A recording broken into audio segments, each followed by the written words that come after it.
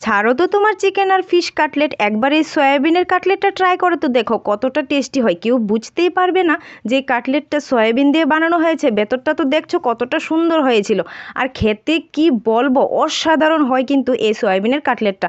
বানানো অনেকটা সহজ, বানাতেই কিন্তু পারো ঘরে একদিন। তার জন্য লাগবে 1 প্যাকেট সয়াবিন। সয়াবিনটাকে এইভাবে আমি গরম জল দিয়ে ভিজিয়ে রেখেছি, জলটা ভালোভাবে নিংড়িয়ে নিয়ে গ্রাইন্ড করে নিয়েছি। তাতে একটা সেদ্ধ আলু, পেঁয়াজ কুচি, ধনেপাতা কুচি আর ঘরে থাকা কিছু শুকনো মশলা অ্যাড করেছি, চাট মশলা, গরম মশলাও দিয়েছি। বেসন দিয়ে ভালোভাবে মেখে নিয়ে দুই রকম শেপ দিয়ে কাটলেটগুলি বানিয়ে নিয়েছি। এখন একটা ব্যাটার বানিয়ে নিয়েছি, তাতে ময়দা, নুন আর দিয়ে দিলাম লঙ্কা গুঁড়ো দিয়ে ব্যাটারের মধ্যে চুবিয়ে নিয়ে ব্রেডকে আমি কুট করে নিয়েছি। সেমভাবে আমি 2বার কুট করে নিয়েছি। 2বার কুট করলে কিন্তু বেশি ক্রিস্পি হয়।